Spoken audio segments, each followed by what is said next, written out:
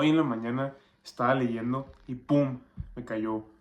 Este, Fue algo así como una conexión que sentí divina.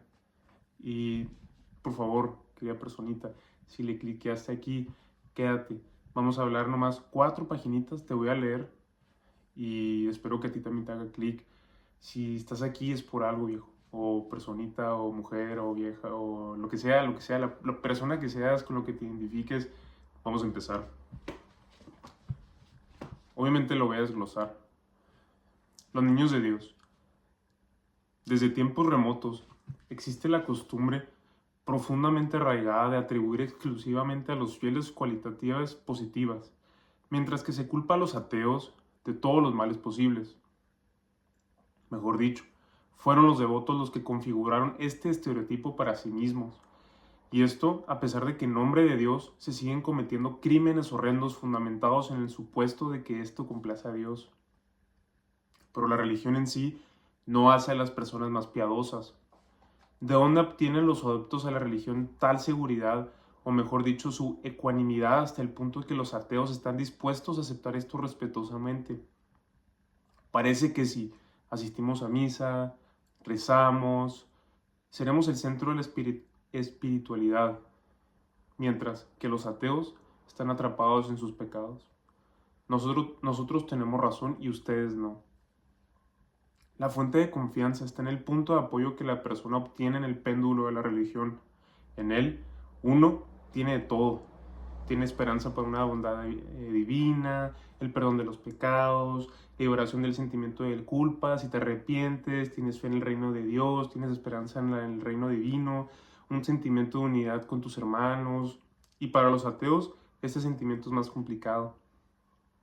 Nada puede hacer que esto sea un sentimiento de culpa. Entonces, ¿cómo es que una persona cree en su rectitud moral hacia Dios? En muchos casos, no es el amor lo que te lleva a la religión, no es tu amor con todo y todos, sino es un miedo e inseguridad. Hay gente que piensa que se dirige a Dios con toda su alma, pero esto es una ilusión.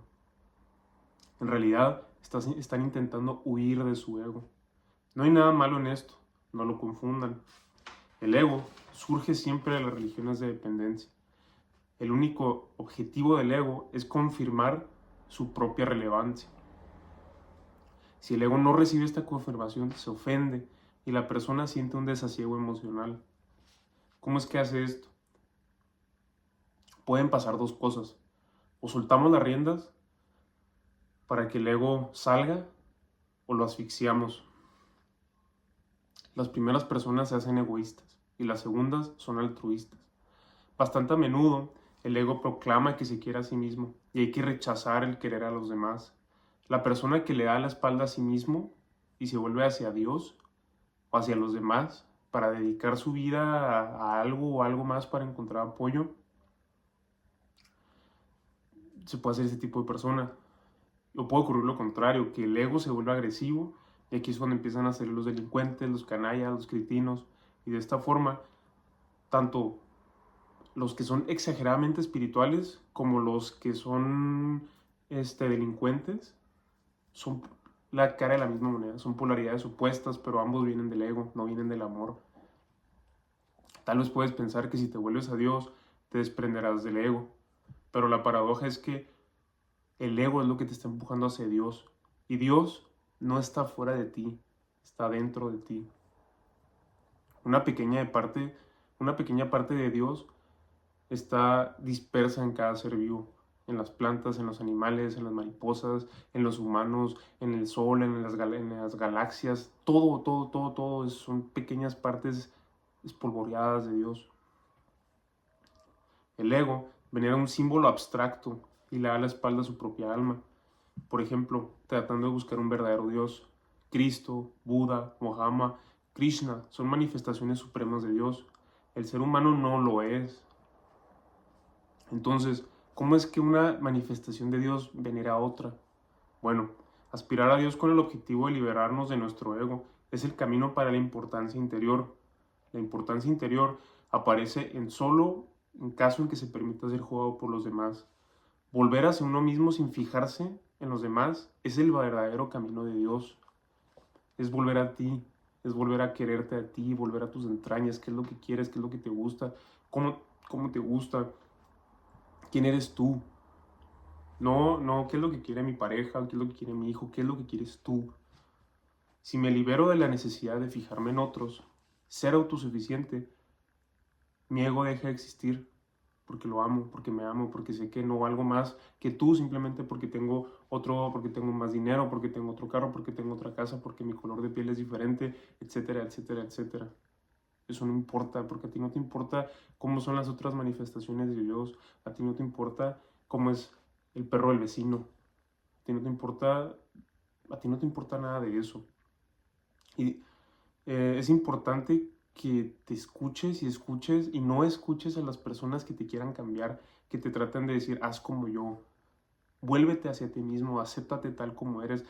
Dedicarte a servir a Dios es darle una espalda a tu propia alma. Esto no es la adhesión, sino simplemente la religión. Yo no proclamo verdaderas absolutas, ni verdades absolutas.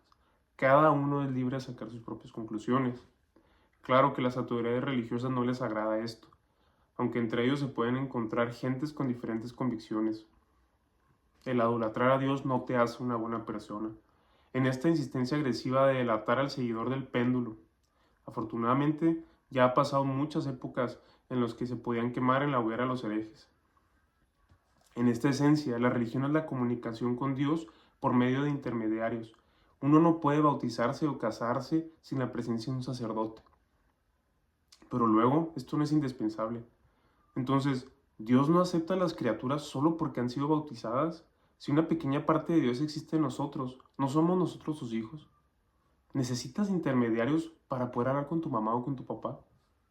Cada uno decide esto por sí mismo. Habitualmente, toda vida espiritual, existe la opinión de que si los iluminados consiguen llegar en su máximo camino hacia la perfección espiritual, entonces todo lo terrenal dejará de interesar. No caigas en esta trampa. Todo el mundo puede y debe estar interesado por su comunidad y bienestar. Es así de sencillo. Si esto no ocurre, significa que la persona se encuentra totalmente bajo el influjo de una idea. Esta idea probablemente pertenezca a las religiones, a los filosóficos o cualquier otro péndulo espiritual. Los péndulos, en correspondencia con la segunda ley, tratan de obligar a esta persona a dedicarse totalmente a los intereses de esta estructura, que tienes que ser pobre, que tienes que dar todo de ti, o sea, esas son tonterías.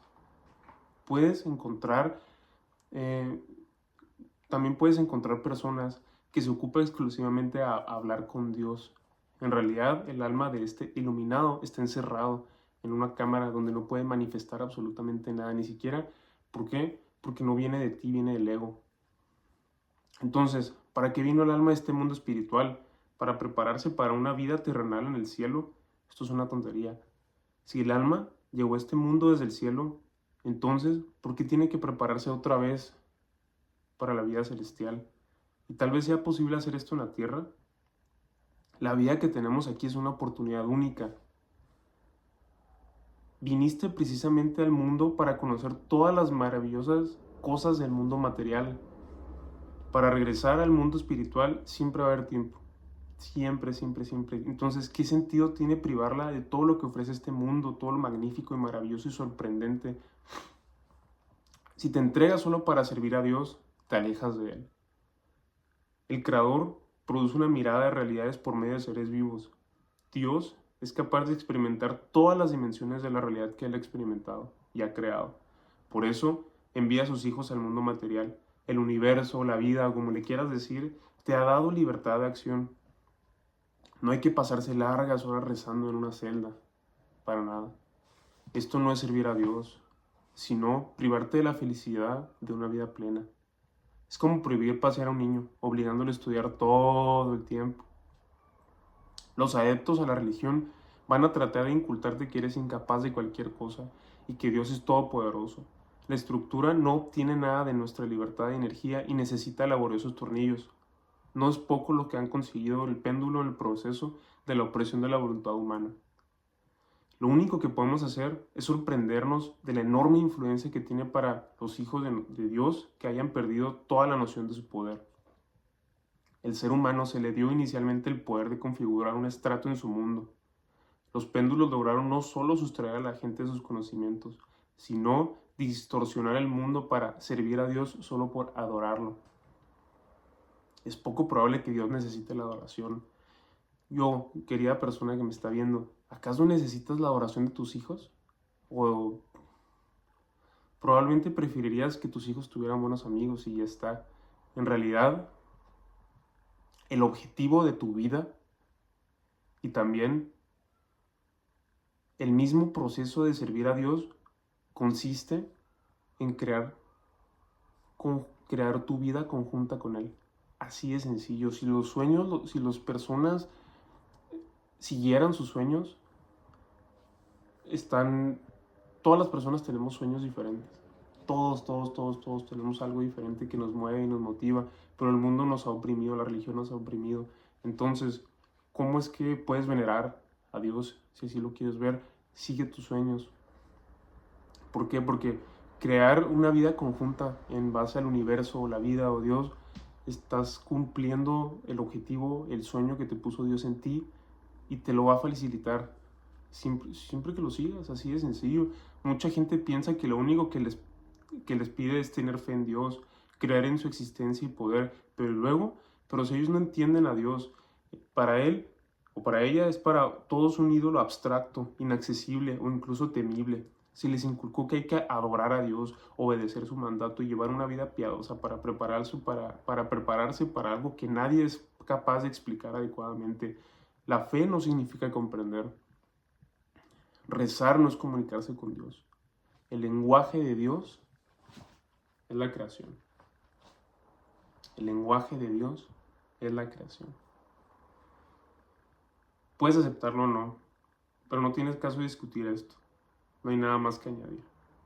Si configuras el estrato en tu mundo, tu realidad, tú te estás comunicando con Dios.